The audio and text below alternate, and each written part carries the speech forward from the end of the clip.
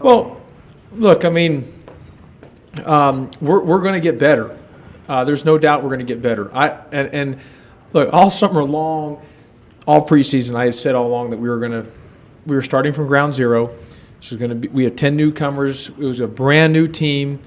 It was going to take time, and I understood that. I knew where we were. I think once we got the off season, acquiring those two guys, I think people's right away rushed to some judgment. But I also knew that it was going to take some time factoring everybody in. That being said, we will play better. There was some things that I liked. A couple things I thought we did good defensively. With the percentages wise defensively, hold them at 40% from the field and under 30 from three, held them at 25%. Biggest thing right now is our two biggest issues is we've got to take care of the basketball and we got to score. It's offense. It's offense generated. I mean, we can be a very good rebounding team. We're going to have to hang our hat on the defensive end until we get our offense going. But we've got to take care of the basketball and we've got to score offensively. Those are the two biggest things, and we'll get there. Wichita State only had 8 steals, so 16 of our 24 turnovers were violations that just need to be cleaned up. Just not playing on our heels, playing the balls of our feet, playing to win, not playing, scared. But look, you guys know, I mean, Will Barton's first 2 games here, if you go look at his stats for Centenary Miami, he was awful. I mean, go look at his stats his first 2 games, he was no good. But we happened to play, we got a lot of new guys for their first game, and it just, the bright lights, whatever it was, they just kind of got stagnant. They're better than that, and we will be better than that. It's not going to happen overnight. It's going to take some time, but I know we're going to be better. Did you expect that? With that said, knowing the mesh of this group, nerves are going to be a factor. Did you expect sloppiness and that type of style? Well, I mean, you know what I didn't and to get away from the expectations, because I've gone away from expectations, which I just think gets you in trouble. I felt last year when we played Oklahoma State, that was unforeseen. Having the senior guards that we had, that was unforeseen, having that to happen at the very beginning of the season. Unforeseen. It wasn't that it was, I knew there was chances of us not playing to the ability that we could, because it was our first game. We also playing against the backcourt that's the winningest backcourt in college basketball the last 3 years, All-American candidates, and a senior group. I knew it was going to take some time, and they weren't going to be phased or rattled by new guys, and so it's just going to take some time. I mean, look, Kedron Johnson. I mean, the guy's an all-SEC player. He'll tell you he didn't pick up a ball for over a year. He didn't do anything last year. It's going to take some time. He said it's going to take some time probably to get him to where he's at, where his play was at in his sophomore year at Vanderbilt. Probably it's going to be another 2.5 weeks. It's not going to happen overnight where he's going to be fully back in rhythm. So you're probably looking more closer to the Bradley game or beyond, where he's fully back into full rhythm in his mentality, where he feels where he's back in full go based on his where he was his sophomore year at Vanderbilt. So it's going to take a little time on that. We'll go from there. Regarding Kuran Iverson, he's doubtful for Monday. He had a concussion. That was separate to the incident on Wednesday on the coach's decision not to did not play, which was a coach's decision versus Christian Brothers. He did not play or travel with us due to concussion. He is doubtful for Prairie View due to the fact that until he's symptom-free, and it takes a couple days with the concussion test. So he is doubtful. If he is not symptom-free tomorrow, then he is 100% out for Monday's game. So we'll know on that tomorrow if he'll be available for Monday. Kedron Johnson's out today, unfortunately. He's got a food poison, so he'll be out of practice today. But other than that, we should be okay. Did you expect the Grizzlies? I don't know. He got food poison. I don't know what happened. Yeah. Did you expect Iverson's concussion to linger as long as it has? Avery Woodson's concussion lasted 10 days about. So I just think now in the day and age that we are, I think the medical staff is going to be extra precautionary, it's the head, and I just think where we're at, I think probably maybe 10 years ago, you'd been back in a day or two, but I think now the way it is, until it has to be symptom-free for 24 hours, and then you have to do some conditioning to see if it ends up having a headache again, then you're only allowed to do non-contact. So it takes about 3 or 4 days until you're symptom-free of 24 hours to even allow to be back with contact, because then you got to test, can you do a cardio session without your head hurting? do a light test. I mean, there's all kinds of stuff. But you got to be safe with the head. So you're not going to be a finished product Monday, we understand that, but you talked about trying to figure this out, right? So you wanted to play faster after Christian Brothers, then you talked about slowing it down. What is the quick fix? Is there a quick fix? Yeah, you know, I mean, is there another way to play other than fast or slow? I don't know if it's medium. I mean, you know, so, you know, look, I want to play fast. I do want to play with pace, and that is important for us. So that's important. We can still play controlled basketball. We might just have to try to win ugly, you know, and shorten the possessions. But that still means we can play with great pace. It just means that we might have to do some different things where instead of flying up, and we might just still have to play with pace, but it might take a little time before we develop to get to where we want to get to. Forget this, and I'm a big second, third side guy. It might have to get to the sixth side, if that makes sense, and just to let it happen. And look, guys, we lost a lot from what we had from the previous years. I mean, you know, I always said, and I know people thought I was crazy when I'd be like, you know, my number one stat was made field goals unassisted.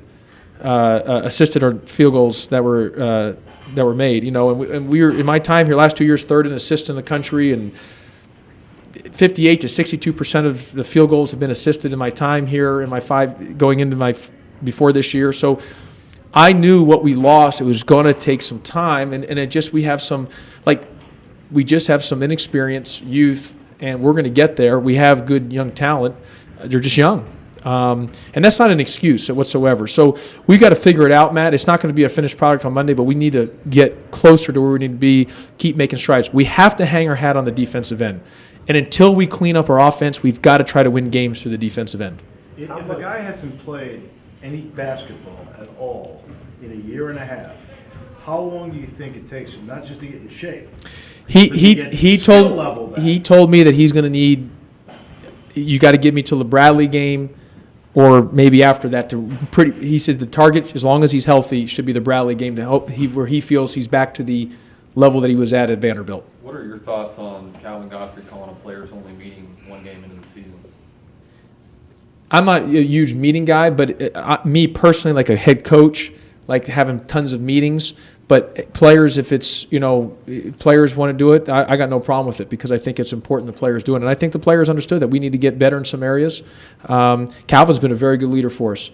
In the preseason, Calvin's been was a great leader for us in everything that we did. Now, I don't know how that got out, so I'll have to find that out and how that was released. Markel, okay, well, I'll deal with that with Markel. But or we just don't have players talk to the media, you know, one or the other. But I'll have to deal with that with the guys. But Calvin's been a great player for us, a great leader for us in the preseason. That is something that he's been really good, even in the boot camp and everything he did. He's been really good for us. Coach, with Kedron, how much do you sacrifice, I guess, team chemistry until he gets? We got to win games. I want to win. I can't stand losing. But I also know that it's the process that we have to keep working on. But I cannot stand losing. So after Christian Brothers, you know, it just wears on me. And again, I have to be better about that. I just got to be better about it, and it's just very unhealthy for me. So we got to win. And so I'm not into as much as I'm telling everyone to be patient internally. I want to win. I don't have any desire to take an L. And I want to win every game we play.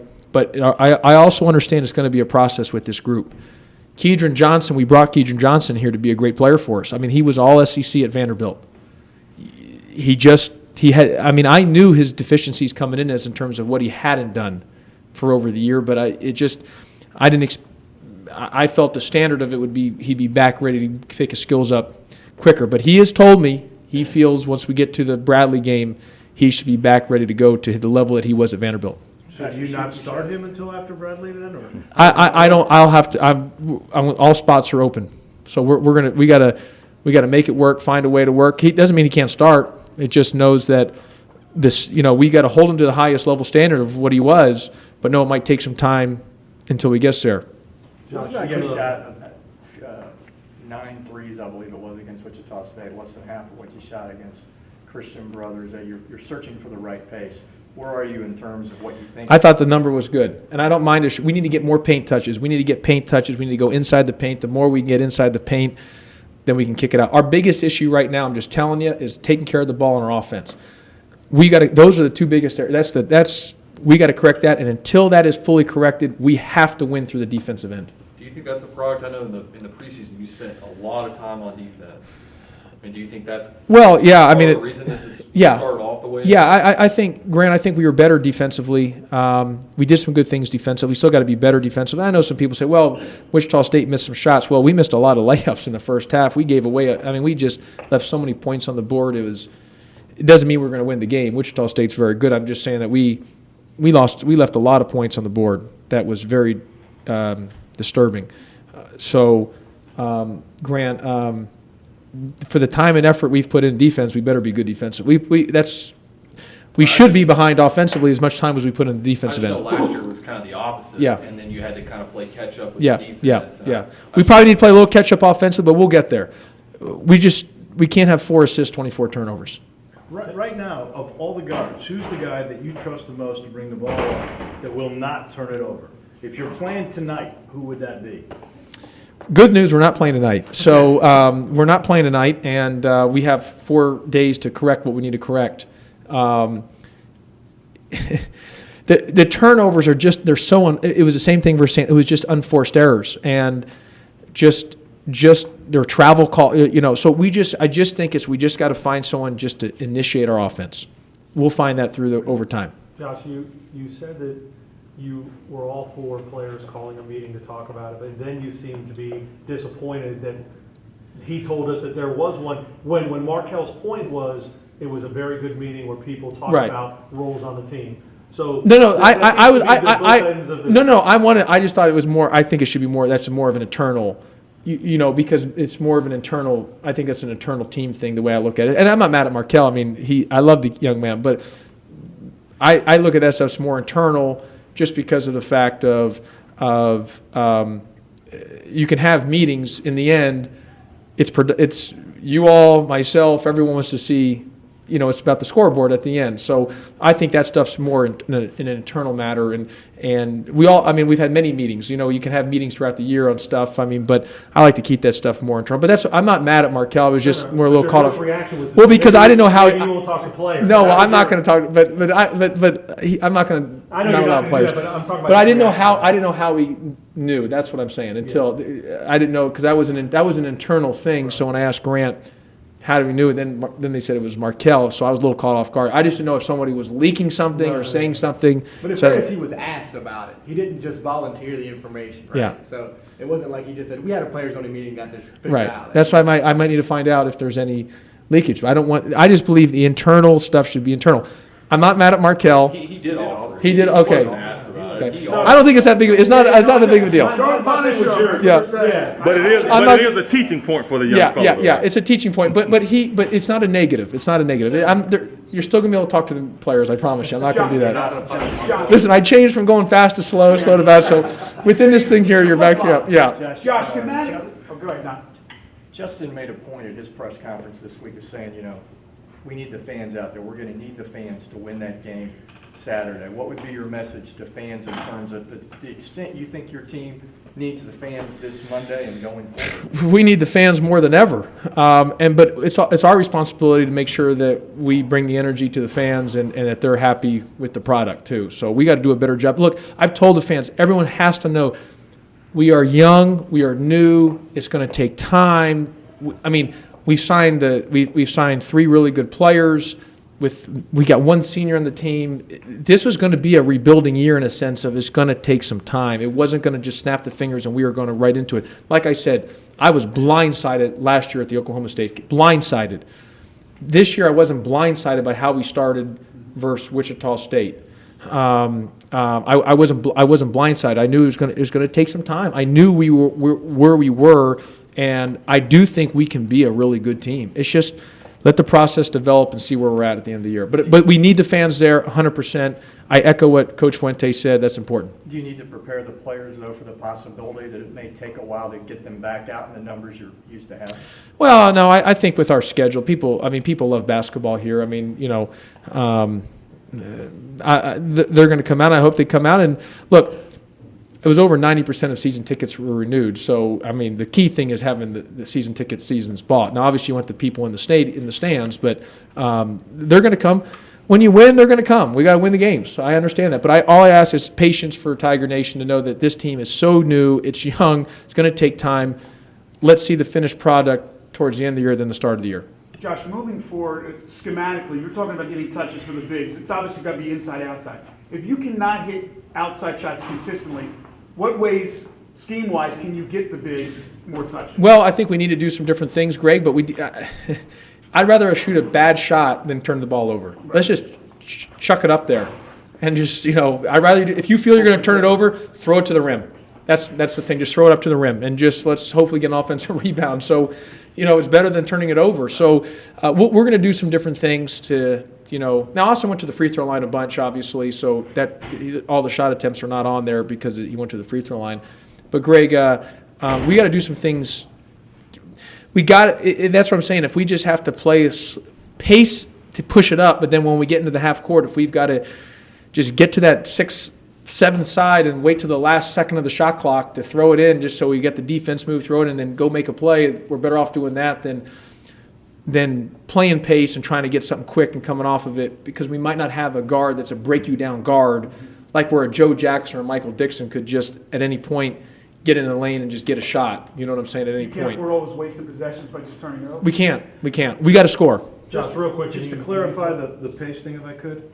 So you're saying if you're going to try to break, but if the break's not there, We got go to six sides. We got to pull. We probably got to pull it out and run a set play, instead of we got to still play with pace. I mean, we got to still be able, because you got to let Austin and those guys run and try to get easy buckets that way. So you don't want to pull off fast breaks. But if we don't have anything we got to then, instead of maybe we need to pull it out, set up a new set, and then run something so we can try to get to the last side that we ever, based on the shot clock.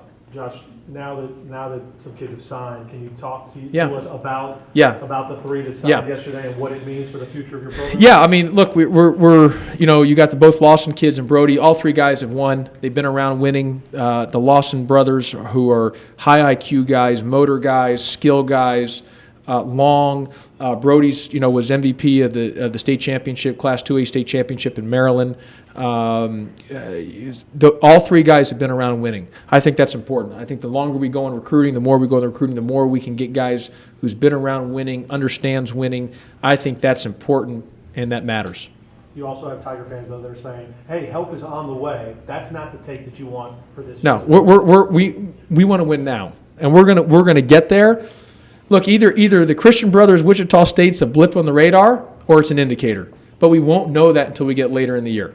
Let's see how things progress. Let's not judge everything this second. Let's see how it progresses, and then we'll know a lot more as we go forward. There's been